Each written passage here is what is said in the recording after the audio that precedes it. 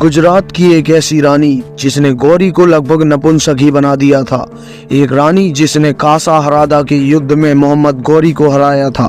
आज की वीडियो में हम बात करने वाले हैं उसी वीर महारानी के बारे में, तो बने रहिए हमारे साथ वीडियो के अंत तक। स्वागत है आप सभी लोगों का हमारी यूट्यूब चैनल संपूर्ण इतिहास में, और मैं हूँ आपका दोस्त साहिल बुंदेलखंड से। हमारा भारत न केवल वीरों की बहादुरी का साक्षी है, बल्कि बहादुर महिलाओं की कहानियों का भी घर है।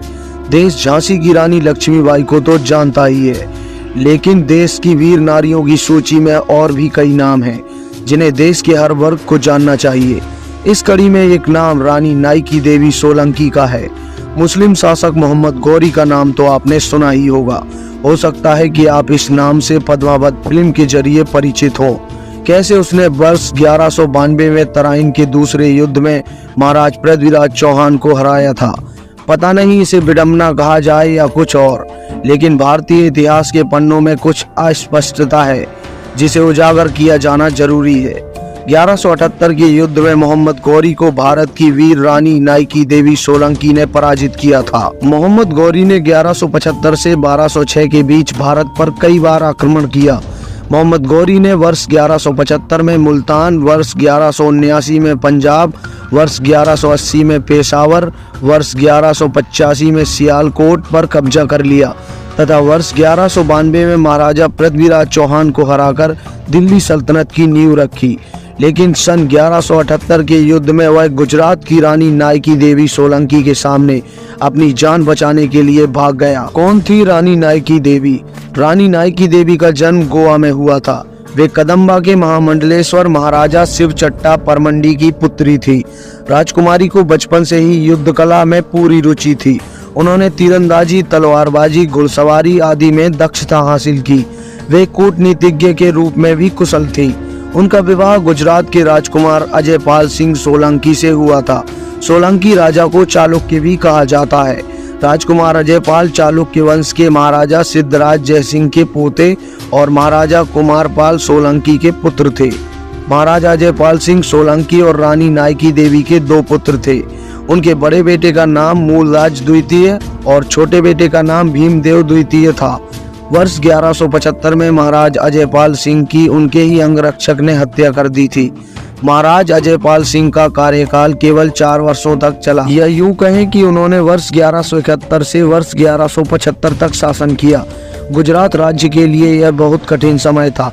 कई विदेशी आक्रमणकारियों और शत्रुओं की नजर इस राज्य पर थी, जो महाराज अजयपाल सिंह की मृत्यु के बाद उनके राज्य पर कब्जा करना चाहते थे।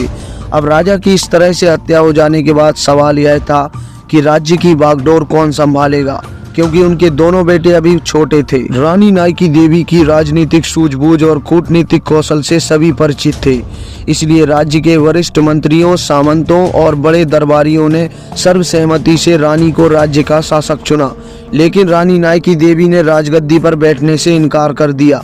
उनके अनुसार राज्य का उत्तराधिकारी उनका पुत्र ही होगा, जो राजगद्दी का हकदार होगा। राज्य के उत्तराधिकारी मूलराज द्वितीय सोलंकी की आयु और बुद्धि अभी इतनी नहीं थी कि वे राज्य के शासक बन सकें।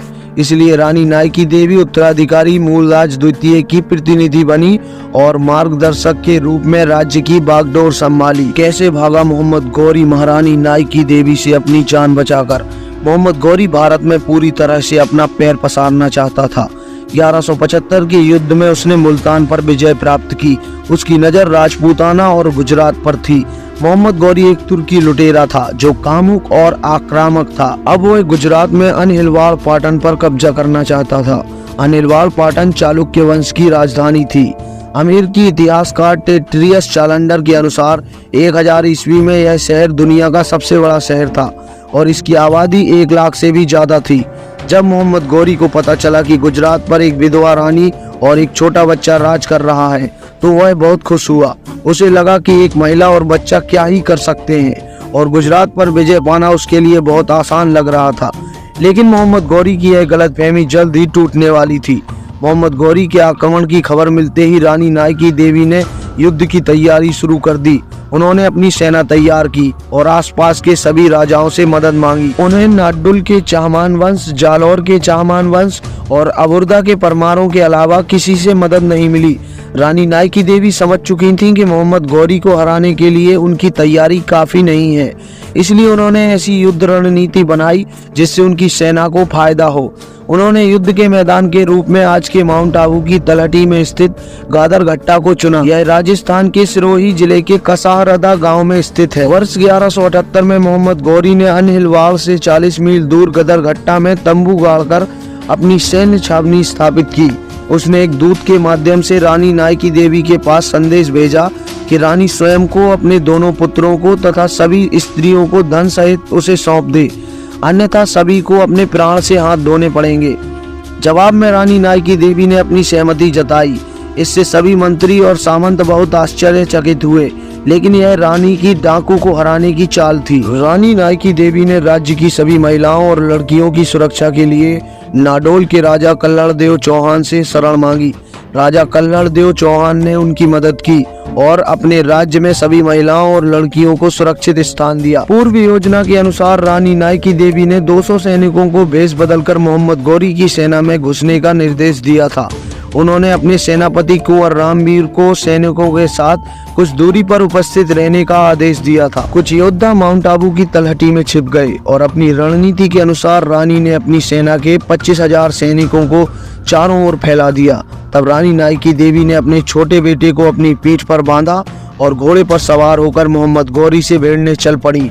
मोहम्मद गौरी अपनी जीत निश्चित मानकर खुशी से फूला नहीं समा रहा था। रानी मोहम्मद गौरी से थोड़ी दूर पर रुक गईं और मोहम्मद गौरी की सेना में छिपे रानी नाइकी देवी के सैनिक तुर्की सैनिकों पर हमला करने के लिए तैयार थे। मोहम्मद गौरी रानी नाइकी देवी सोलंकी को घुड़सवार सैनिकों, पैदल सैनिकों और हाथियों पर सवार सैनिकों के साथ देखकर दंग रह गया। इससे पहले कि वह कुछ समझ पाता, रानी ने अपनी तलवार के तेज प्रहार से मोहम्मद गौरी के गुप्त अंगों को काट डाला। घायल अवस्था में दर्द से कांपता हुआ गौरी युद्ध भूमि से भाग गया। मोहम्मद गौरी को अपनी जान बचाने के लिए भागना पड़ा। इसके बाद उसने कभी भी मुड़कर गुजरात की ओर नहीं देखा। चलिए अब जानते हैं इतिहास के पन्नों में महारानी की भूमिका। सोलंकी राजा के दरबारी कवि गुजराती कवि सोमेश्वर ने नाइकी देवी के पुत्र मूलराज के बारे में अपनी रचना में लिखा है कि राजा की सेना ने मोहम्मद गौरी की सेना को हरा दिया था। 14वीं सदी के जैन विद्वान मेरू तुंगा ने प्रबंध चिंतामणि में मूल राजा द्वितीय की मां नाइकी देवी का उल्लेख किया है। मेरू तुंगा ने लिखा है कि रानी नाइकी देवी ने माउंट आबू के पास गादरघट्टा में मलेचा राजा को हराया था। इस युद्ध का उल्लेख 13वीं शताब्दी के फारसी लेखक मिनहाज उस सिराज के लेखन में भी मिलता है। उस युद्ध में रानी नायिका ने वह कर दिखाया जो वीर राजा भी नहीं कर सका। यह अत्यंत दुखद है कि इसके बावजूद भी उनके बारे में बहुत कम जानकारी उपलब्ध है।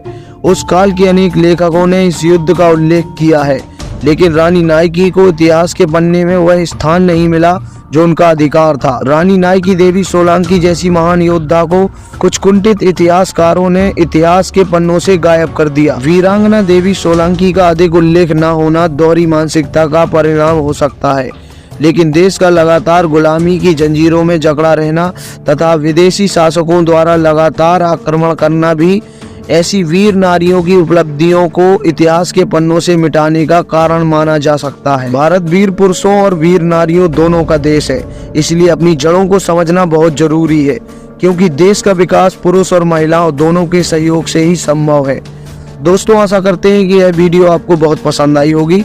अगर वीडियो आपको पसंद आई है तो चैनल को सब्सक्राइब करें, वीडियो को लाइक करें और घंटी वाला बटन जरूर दबाएं। हम जल्दी हाजिर होंगे किसी और ऐसी ही महत्वपूर्ण जानकारी के साथ। तब तक के लिए धन्यवाद।